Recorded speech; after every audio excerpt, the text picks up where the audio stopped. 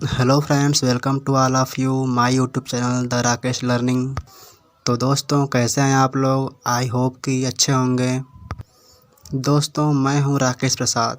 आज हम आप लोगों को पढ़ाएंगे माइक्रो टीचिंग के सेकंड स्किल प्रस्तावना कौशल के बारे में, जिसे अंग्रेजी में इंट्रोडक्शन स्किल भी कहा जाता है।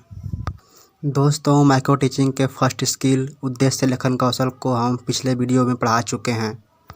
अगर आप उस वीडियो को अभी तक नहीं देखे हैं तो उस वीडियो का डिस्क्रिप्शन में लिंक दिया गया है, अगर आप चाहें तो देख सकते हैं। तो चलिए दोस्तों, हम चलते हैं अपने टॉपिक पे, प्रस्तावना कौशल पे। तो दोस्तों, सबसे पहले हम आपको बताएंगे कि प्रस्तावना कौशल क्या है। अध्यापक अपने शिक्षण को अधिक प्रभावी बनाने के लिए अनेक कौशल का प्रयोग करता है। कक्षा में प्रवेश करने के बाद सबसे पहले प्रस्तावना कौशल का प्रयोग करता है। इसके अंतर्गत छात्राध्यापक अपनी पाठ्य पुस्तक का परिचय प्रस्तुत करता है, जिसमें सामान्य कार्य करता है जिससे छात्रों को प्रेरित कर सके। सामान्य शब्दों में आपको बता दूं कि प्रस्तावना का तात्पर्य होता है शुरुआत, अर्थात जब टीचर क्लास में एंट्री लेता है और जब अपने टॉपिक को पढ़ाने जाता है तो उस टॉपिक को कैसे शुरुआत करता है, कैसे पढ़ाता है, यही होता है प्रस्तावना। जैसे आप लोग सीरियल देखते होंगे टीवी पे, तो जब सीरियल शुरू होता है तो दिखाता है अब तक, अर्थात जो एक दिन की पहले घटनाएं हुई होती हैं उसे शॉर्ट में दिखाता है। फिर उसके बाद आज की घटनाएं दिखाता है, और उसके बाद जब सीरियल समाप्त होता है तो दिखाता है आगे, यानी कि कल क्या दिखाएगा, जिससे दर्शक उत्सुक हों ताकि वो कल भी देखें कि वीडियो में आगे क्या हो रहा है। ठीक वैसे ही एक टीचर भी होना चाहिए।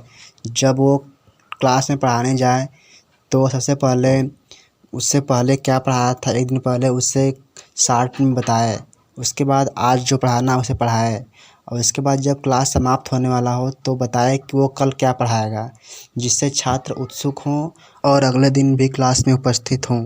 और दोस्तों, आपको बता दूं कि प्रस्तावना कौशल में प्रश्न हमेशा जेड सीक्वेंस में बनते हैं। जैसे कि अगर आपका पहला प्रश्न का उत्तर जो हो उस उत्तर को दूसरे प्रश्न में लाना है, और दूसरे प्रश्न का उत्तर जो हो तीसरे प्रश्न में लाना है। ठीक उसी तरह कम से कम 5-6 क्वेश्चन बनाएंगे, और अंत में जो होता है समस्यात्मक, उस पर अपना लेक्चर देंगे। अब देखते हैं कि इसे प्रैक्टिकल पे कैसे नोट किया जाता है। सबसे पहले दोस्तों, हम दिनांक डालेंगे, कक्षा डालेंगे, वर्ग डालेंगे, विषय, उप विषय, कालांश और अवधि, और सबसे नीचे लिखेंगे प्रकरण। जैसे कि हमको पढ़ाना है आज खनिज पदार्थ के बारे में। और दोस्तों, आप लोगों को बता दूं कि प्रस्तावना कौशल में 3 कॉलम बनाए जाते हैं।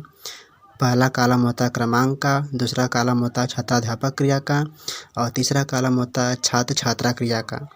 क्रमांक में हम प्रश्नों के अनुसार नंबर डालेंगे, और छात्राध्यापक क्रिया में जो छात्र टीचर के रूप में पढ़ाते हैं उसमें छात्रों से प्रश्न पूछेंगे, और तीसरे कॉलम में छात्र छात्रा क्रिया में छात्र या छात्रा टीचर के प्रश्नों का उत्तर देंगे।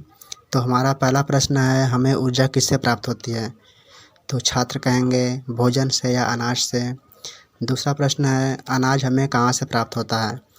छात्र कहेंगे खेतों से। तो फिर टीचर कहेंगे तीसरा प्रश्न में, किस प्रकार के खेत से अच्छे अनाज पाए जाते हैं? छात्र छात्रा कहेंगे उपजाऊ मिट्टी में। और चौथा क्वेश्चन है, उपजाऊ मिट्टी किसे कहते हैं? तो छात्र कहेंगे जिसमें अधिक मात्रा में खनिज पदार्थ पाए जाते हैं। और लास्ट में होगा हमारा 5वां क्वेश्चन कि खनिज पदार्थ के बारे में आप क्या जानते हैं? तो यहाँ पे छात्रों को उत्तर नहीं आएगा, तो वहाँ पे हम डालेंगे समस्यात्मक, और उसके बाद अंत में लिखेंगे उद्देश्य कथन में कि आज हम लोग खनिज पदार्थ के बारे में अध्ययन करेंगे। तो दोस्तों, आप लोगों ने देखा कि जो हमारा प्रश्न बना है वो जेड सीक्वेंस में बना है, अर्थात जो पहला क्वेश्चन बना है उसका उत्तर दूसरे प्रश्न में लिया गया है, और दूसरे प्रश्न का उत्तर जो है वो तीसरे प्रश्न में लिया गया है। इसी तरह से कम 5 से 6 क्वेश्चन बनाते हैं, और लास्ट में लिखते हैं प्रकरण।